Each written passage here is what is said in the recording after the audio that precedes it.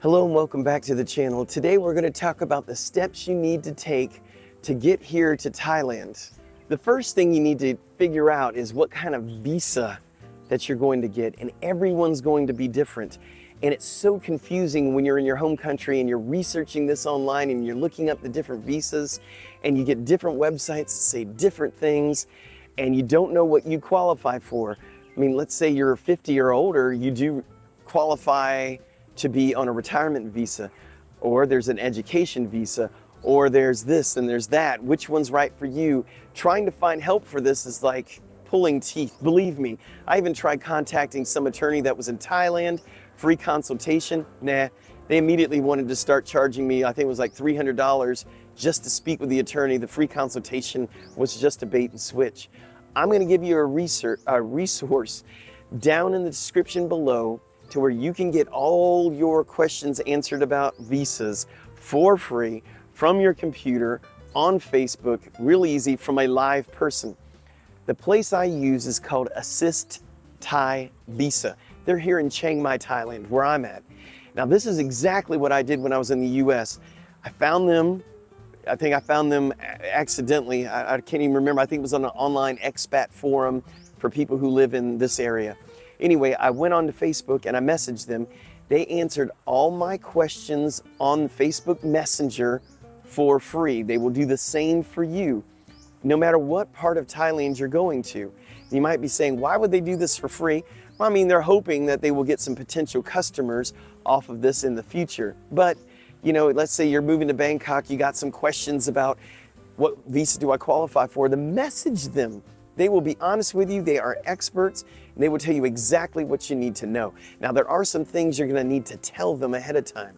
So you're going to need to tell them things like your age. Are you single? Are you married? You know, obviously what country you're coming from. What is your intention coming here to Thailand? Are you wanting to do an education visa? Are you trying to learn something? Are you 50 or older? You know, maybe you want the retirement visa. So what are you here for? And that will help them immensely, and they can answer all those questions that you have about the visa process. Another thing you're going to want to consider here in Thailand is, how are you going to support yourself? Well, if you're retired, that's easy. You probably got a pension or some other income stream coming in. But what if you don't? Don't really use the mindset, well, I'll go over there and get a job. It's not that easy. And remember, this is a very budget-friendly country, meaning things are lower cost, which means that the pay isn't going to be as much as what you're used to in your home country. My advice to someone who still needs to make an income that doesn't have a job is to try, when you're in your home country, to find a job doing something online. Look, I mean, if you're not planning on coming from another year or two, you've got some time to figure this out. So if you could make an income from your home country while living here in Thailand, that money will go a long way. And it really beats getting an income here from Thailand that won't go a long way, because it's not as much as what you're used to making from your home country. And also keep in mind, if you're planning on coming over here and opening a business, make sure you research that thoroughly. From what little I do know about opening up a business here, I believe a lot of times a Thai needs to own 51% of it, so you can only own 49% of it. I could be totally wrong on this, but make sure you research that before you put all those eggs in one basket and move here to Thailand. Now, the next thing we're going to talk about is phones. This is a big subject. So what about phones? Well, I'm going to first tell you what the problem is. So you're in Thailand, you got your new Thai phone, and you go on your bank website back in the country you're from, and you want to do something, change something. Well, you know those two-step authentication things that they have now, where they send a text message with a code to your phone? It's not only for banking, but it's for a lot of things nowadays. Well, here's the problem. They don't usually send that two-step authentication to a foreign phone number, which means you really need to keep the phone number that you had back in your home country. Now let's talk about how to do that. So the first thing you're going to do is, you're still in your home country, keep your phone plan going as normal. If you owe them any money for, let's say you're making payments on your actual phone, or your plan goes for a certain amount of months, you're in a contract, pay it off. I didn't say close your account. Pay off any money that's owed to that carrier. What you're going to want to do is you're wanting to port your phone number when you're ready to come to Thailand. What is porting? It's taking the phone number from one carrier. For instance, I'm from the US and I was with a company called Verizon. So I paid off anything I owed Verizon. I still kept my account active. And what I did is I wanted to port my number, take it from Verizon and move it to Google Voice, which is a voice over IP. This will make sense in a moment. Any questions about that, look up Google porting, and I will put a link in the description that will help you. So I'll put a link there. So here's how this works. I port the number. I pay $20 to Google Voice to port my number. So they're going to take 3 to 5 days to take that phone number from the carrier it's with and port it to Google Voice. Once I have notification that the porting is completed, I will close my account, my Verizon account in this instance, all right? I move to Thailand. When I get to Thailand, I can either use my old phone, put a new SIM card from Thailand, I'm good to go with my new Thai phone number, or I buy a new phone here in Thailand. Either way, I've got a Thai phone number. So this is how it would work. Say a friend of yours calls from your home country to your old phone number. You have an app on your phone now from Google Voice. You will get a notification that you missed a phone call from that number. You didn't get the phone, I mean, it's not gonna ring where you can pick up and go, hello. It will say you missed a call. If somebody texts you to your old phone number, the text will get forwarded instantly to your phone and you can read the text. So you can see where this would work wonderful for the two-step authentication. So you really need to keep your old number from where you came from. It's very important, and it gives a way for any loose ends on your from the country you came from to still be able to connect to you.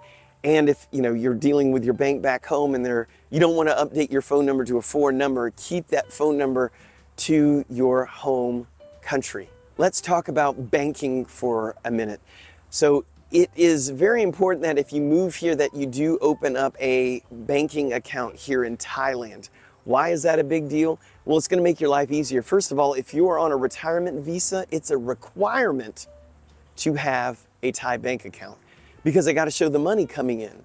So you're going to need, statements and everything else from this Thai bank account. Also, it's going to make your life easier when you're out and about and let's say you don't have enough cash on you. You can download, for instance, I have an account with Bangkok Bank. I have an app on my phone, Bangkok Bank. An easy way for me to pay is just to scan, like where I'm at a restaurant right now. I could say I want to pay by scan. They will come over with a little scan. I'll scan it with my app and it comes right out of my bank account. So it's an easy way to pay for things here in Thailand all over the place. It's very convenient. Now, opening up a bank account is not the most fun thing in the world. My suggestion to you is either find a branch that has an English speaker or bring someone who speaks Thai and of course English with you that can help you open up the banking account here in Thailand. What about housing? What about figuring out where you want to move? Let's talk about those things. Well, if you've been here on vacation and vacation only and decided, hey, Pattaya was a great time, I think I'm gonna move to Pattaya. Okay, well, Pattaya may be the perfect place for you, but what I would not do is I would not immediately try to get in a long-term rental at a place that you found online. What I would do is I would probably move to the area you want to go to and rent an Airbnb for a while, let's say a month, to really determine if that's the area you want to be in. Let me just run you through a scenario. Somebody comes in here and they love Pattaya, Partyville, love it, gonna party every night. I'm gonna move right there. Yeah, you're gonna move there, and in a couple of months, you're gonna be really sick of seeing a fresh batch of partiers all the time. You're gonna end up wanting to move out of the party district to somewhere more normal to everyday life. Or you could move somewhere and decide, yeah, this area is loud, I just can't stand it, I gotta move somewhere else. So before you get into a long-term commitment with anything, maybe find a place that you could stay for a couple weeks or a month to get to know the area better. Now, there are some ways to find out how much housing would be and what housing is available from your home country. I'm going to put a link to this website down below. It works for all over Thailand.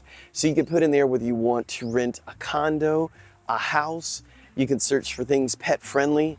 A note on pet friendly, a lot of times there's houses that don't say they're pet friendly, but they actually would be, or they may say they're not pet friendly, but they would be. This is why it's always important to use a realtor. You're not paying a realtor. The landlord's paying the realtor. It costs you nothing to use a realtor. And they have a bunch of information that they can help you with besides housing. They can answer questions about this area. Where's a place to do this? Where do I pay my bills at? And also they can be the person that talks in Thai, English Thai, to the actual landlord if the landlord only speaks Thai. So there's a lot of advantages for doing it that way. So my advice to you is go on this website, get an idea of what's out there. You'll see different realtors listed on these listings, of course. Contact them if you want. If you are coming to the Chiang Mai area, I've got a good friend named Alice with Indigo Chiang Mai, who is wonderful. I'll put a link down below for her. So if you're moving to Chiang Mai where I'm at, give her an email and ask her all the questions you want to ask her. She is so much fun, speaks English, lived in Australia for many years, so her English is really good. Now, when you first get here to Thailand, transportation is going to be difficult because you don't have any. More than likely, you don't own a motorcycle, you don't own a car. So at this point, you can figure out what kind of transportation is big in the area you're living in. For instance, in Bangkok, they got buses, they got trains, they got taxis everywhere. But if you come to where I'm at, Chiang Mai, taxis are few and far between. They got different modes of transportation here. A lot of people use apps, kind of like Uber, called Bolt or Grab here in Thailand. So you're gonna need to navigate how to get around for a little bit before you're able to buy a car or a motorcycle. And on that topic of buying a car or motorcycle, just keep in mind, and I've got videos for this, I'll put a link in the description. Buying a car, buying a new one it's a very easy process. Everything's pretty handheld. When you buy used, you gotta make sure you're not getting a lemon. Happened to me. I bought a car, ended up being a lemon. I just had to sell it for parts. It was a total nightmare. Buying a motorcycle, same thing. You got to be very careful here when you're buying that sort of thing here. So take your time when you're buying it. Try to buy something from a reputable dealer. Try not to buy something from, let's say, Facebook Marketplace. That's where all the bad things seem to happen. But anyway, be very careful when you're buying something here and make sure you've nailed down how you're going to get around or what the primary public transportation is for where you're going in Thailand. Let's talk about driver's license here in Thailand. Okay, if you already have a driver's license from your home country for a car or a motorcycle, then you need to come over here and you'll have to take, well, you don't have to take a test, you gotta watch a video, people getting killed, basically to try to scare you. They're gonna give you some information, they're gonna check your eyesight, and you're gonna get a driver's license. Not that big of a deal. But if you don't have a driver's license from your home country for a car, or you don't have a driver's license for a motorcycle, you will need to get that here. For instance, I had a driver's license back in the USA. So getting that driver's license for the car was pretty easy. But I did not have a driver's license for a motorcycle in the US. So I did have to take a test and go through 2 days of training to get that done. So whatever area of Thailand you're moving to, if you need one or the other, look for a driver's school. You're gonna need to go through it. It's for the one I did for a motorcycle, it was 2 days. Some schools are 3 days. You're gonna have to go through online. They basically put you in front of a computer. It's all in English. You're gonna go through a bunch of questions. Then they're gonna have a little driver's test to make sure you can drive a motorcycle. They provide a little tiny scooter for you to practice on. And then on the second day, you're gonna end up taking a test. You're gonna pass it. You're gonna go back to their motor transport office and get your driver's license. It's good for 2 years. After that 2 years, you gotta go back in And then your next time you renew it, it's good for 5 years. Also make sure before you come over here that your budget is all worked out. Make sure when you're going on that website that I told you about for housing, figure out what housing you can afford. I do have a video called Cost of Living. I'll put a link down in the description so you can get a better idea of how much things cost here in Thailand, so you can figure out if you can afford it or not. So let's talk about health insurance. I can't tell you how many times I have seen on forums for expats here in Thailand, people who came here on vacation, got in a wreck, don't have any insurance. Now they got to go fund me because they got injured in some form. Make sure you have some insurance here. Now I'm going to help you with that because how much you're going to pay really depends on how much coverage you need, how old you are, all those qualifying factors. There's a friend of mine that lives in Bangkok. His name is Robert Jackson. I'm going to put a link down below. No matter what part of Thailand you're going to move to, he can assist you with that. I'm not saying you got to use him. I'm saying find out how much insurance would be for you. So just contact him down in the link provided below.